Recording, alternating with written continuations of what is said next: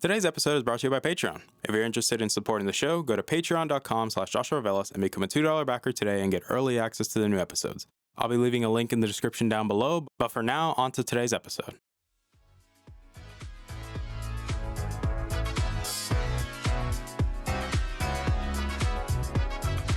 You're listening to the Augment Experience podcast. I'm your host, as usual, Joshua Velas. I'm a student, musician, and a gamer at heart. Join me as I sit down every week to talk about all the latest news in the technology, business, and video game world. I hope you guys enjoy.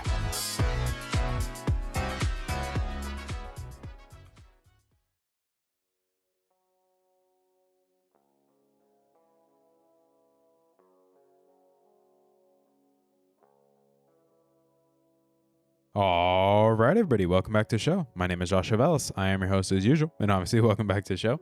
Today's episode 214 of the show. And before we get started, we're going to do a bit of house cleaning real quick because, well, you guys know I like to do it around here, and it only makes sense that we do it. So let's just get on with the house cleaning.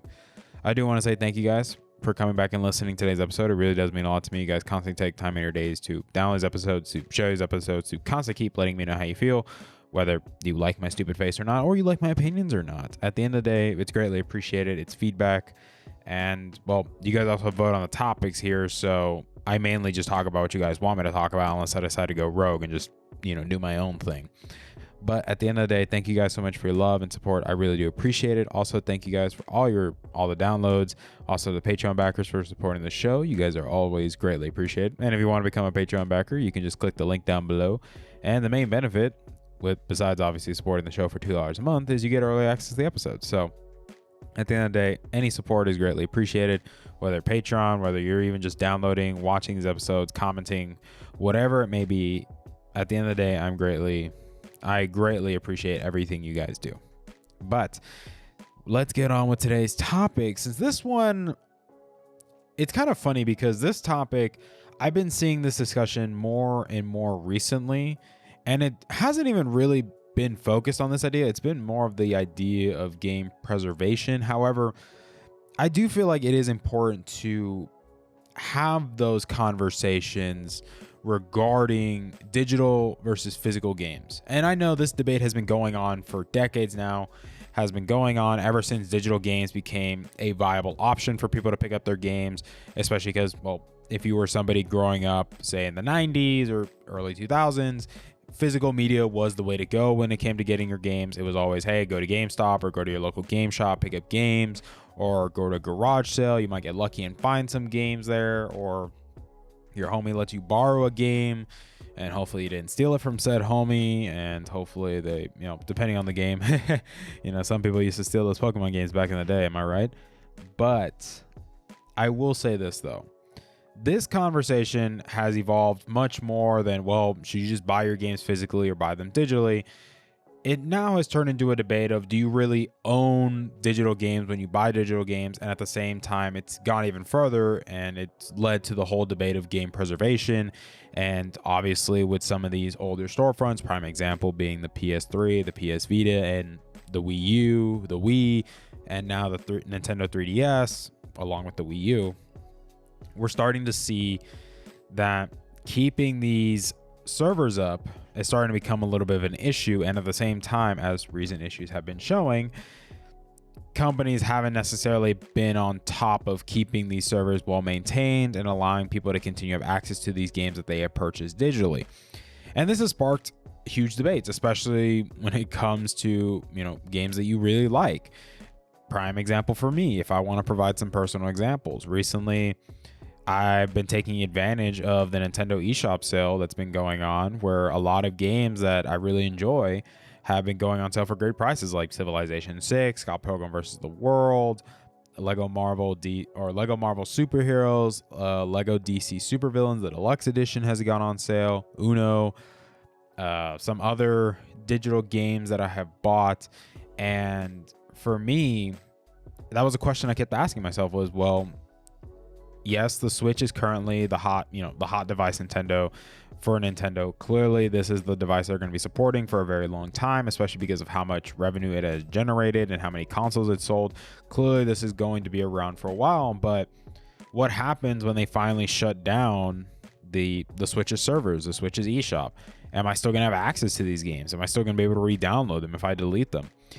And this is a question that I never thought I would have to really think about. I thought it was just, well, I have, like, prime example, my 3DS, when I bought games digitally, like, there was a bunch of games I bought there digitally because it was just easier and it was more convenient. Because the whole debate for buying games digitally nowadays is the fact that it's just more convenient. Like, you could just buy the game, preload it, and then when it comes out, you just start playing it instead of having to go to the store or go to midnight releases and going to pick up your game or waiting in line, which I can make the argument midnight releases have always been really fun. I remember the midnight releases for, say, Halo 3 or Black Ops 2 or Modern Warfare 2 or prime example, like some older games. Like, I remember the midnight releases for games like Skylanders growing up, because growing up, I was a really big Skylanders fan. I think I stopped playing at Swap Force. I didn't get into Trap Masters because that just wasn't something that I was interested in, or at least I couldn't just justify buying it because, well, yeah, the Skylanders did hurt my mom's bank account a lot, especially if I wanted to get all the figures. But you get what I'm saying is that the idea of digital games have now, it's not just an idea that's like, oh, well, who wants to buy their games digitally? I'd rather have them physically. Now it's actually how companies expect to make a lot of their sales, because a lot of people don't really care about having the physical games. However, I will say this right now, there are people that do care about having their games physically. Prime example, like some of my friends with the new Lego Star Wars game. For them, yes, they want to buy the game. They obviously want to buy the digital or the deluxe edition primarily, because they're like, well, it makes sense to buy the deluxe edition since you get the DLCs cheaper. It makes a lot more sense. It's more economical. However, they want to buy it physically so they can get access to the limited edition figure that comes with it.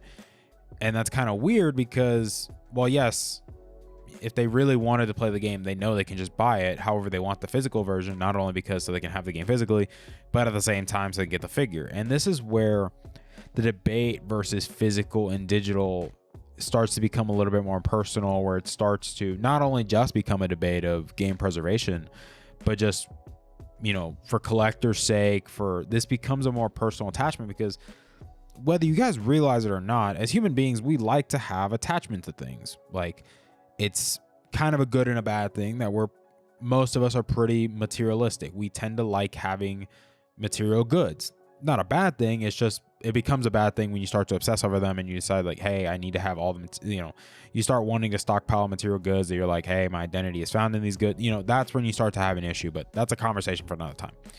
But as human beings, it's just natural to say we like having goodies. We like having toys, if you want to call them that, like consoles, PCs, tablets, laptops, cell phones, gaming consoles, like handhelds, like whatever it may be, headphones for crying out loud. Or, you know, if you're pretty weird, maybe even, what's one thing that comes to mind? Yeah, like the little phone soap things that use UV light. Like, even those things are nice toys that people like having. Hey, people buy them when they go on sale. Prime example, I did when those things went on sale a long time ago. Don't judge me.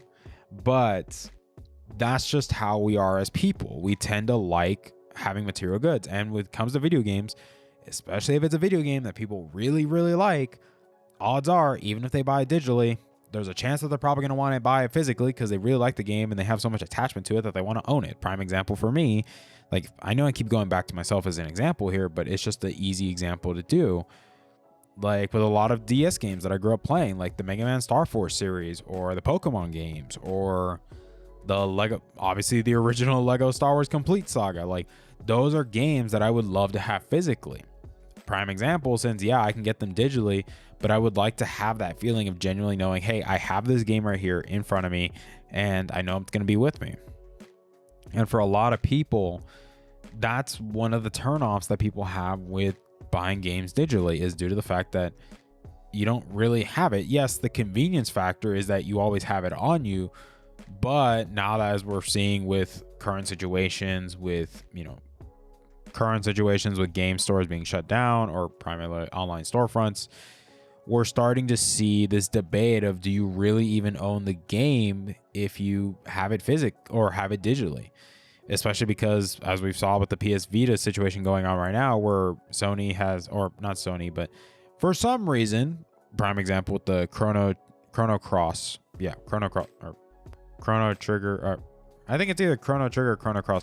One of those games we're starting to see that they put expiration dates for some reason, and expiration dates like say the 1970s when the game didn't even exist back then. The game didn't even exist back in the 1970s.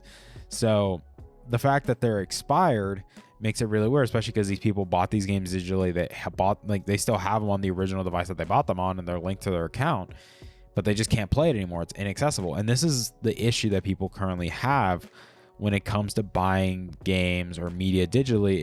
It's this whole idea of, do you really even own it, and will it always be there?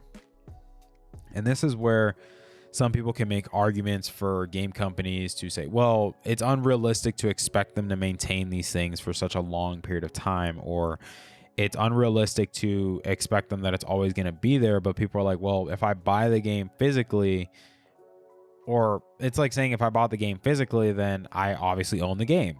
Why shouldn't it be the same thing when I buy it digitally? Because I'm buying the game anyways. Like, I'm buying the game. I just bought it digitally because it's just easier to carry around. It's just easier to always have it on me, not have to constantly swap out cartridges or swap out CDs or whatever it may be. And this is where I'm kind of on the fence about it, if I'm being honest with you guys. For me, I like the idea of digital media. I like the convenience factor. Like, I'm hooked on it, but it also at the same time makes it easier for me because I like having a big game collection. I like being able to have access to these games whenever I want to play them. So if I want to swap between games, I'm like, hey, I have one game in physically, and then I could just start playing another game if I want to, just take a break from playing it. It's just easy, especially with me and the Switch. Like, I just got the Switch OLED, which we'll be talking about that again fairly shortly, like in probably a later episode we'll talk about it. But as I've been using the Switch OLED, it's been a much more enjoyable experience playing these games on the go. And having all my games on me whenever I want to is a very enjoyable experience. It just makes it easy to swap between games. It makes it very easy for me to just, hey, like if I want to start playing Civilization 6 in the middle of my business law class, even though some people look at me like I'm crazy for doing that, but I'm able to do that. And with physical games, that's the one downside, is obviously switching out cartridges or always having to carry your cartridges on you. It starts to become, it really just becomes a challenge, if you want to say it that. However, I'm also in the boat where, like, prime example, that Lego DC Villains. I bought that game. I bought the deluxe edition digitally for $11. However, Best Buy is doing a sale for it to be $5 physically. For me, I would take advantage of that because that is a game that I like, that I want to have physically, that I always want to just have on me. I like, because I want to have the boxes. I want to have the actual physical cartridge on me.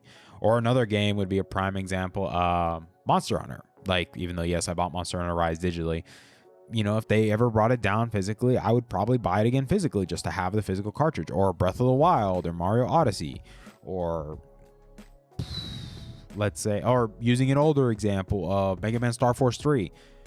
Probably my favorite Mega Man game out of the Star Force series is Star Force 3. However, buying that game physically is pretty hella expensive, to say the least. That thing is like $200 just for the damn cartridge. This is a DS game, by the way. A DS game that never sold well, and it's obviously a very niche game since it didn't sell that well, and people that like that series obviously it's a very niche series. So that's why people like that have it. They're like, well, we know people that want this game will pay big bucks for it because they're desperate.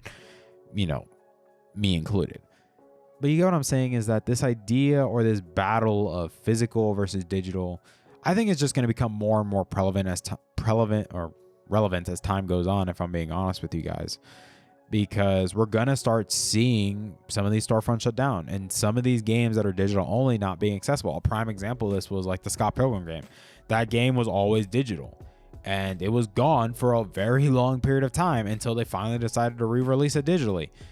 Keep in mind how ironic that they never made it physically, even though if they made it physically, then yeah, it would essentially, you would have access to it all the time since you own it physically. You could just pop it in whenever you want.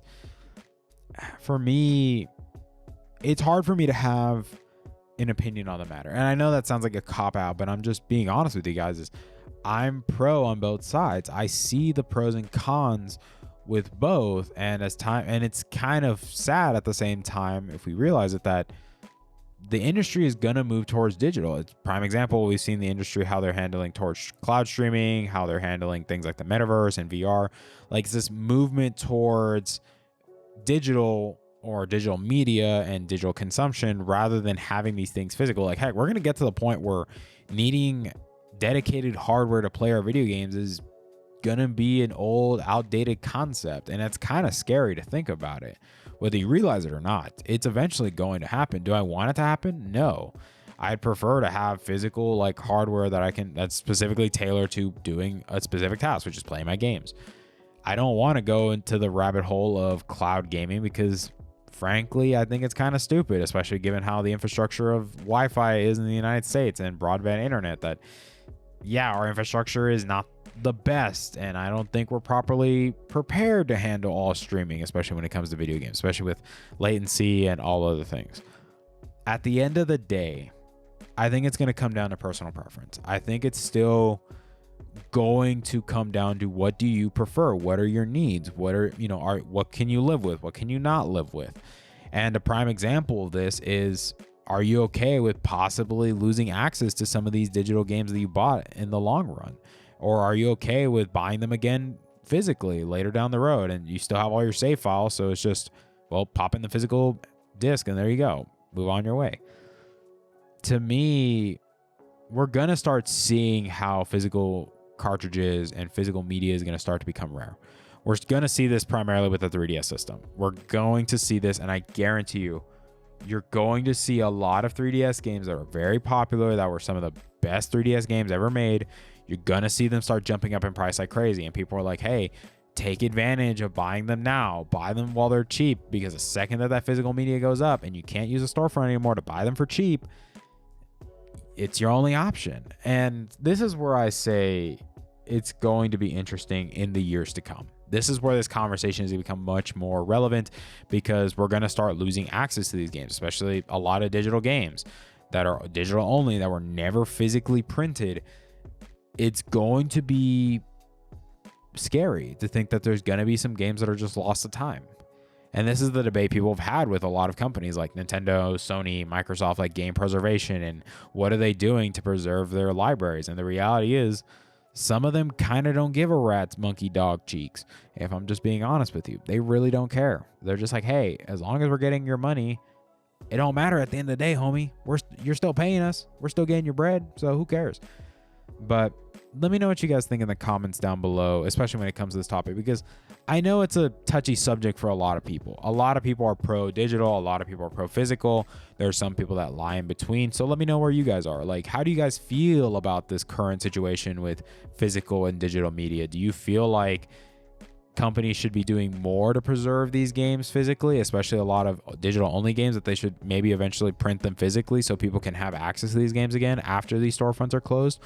Or do you think, hey, that's just how the cookie crumbles at the end of the day? Or do you think maybe there could be some compromise? Maybe there can be some area that we can find some healthy middle ground per se.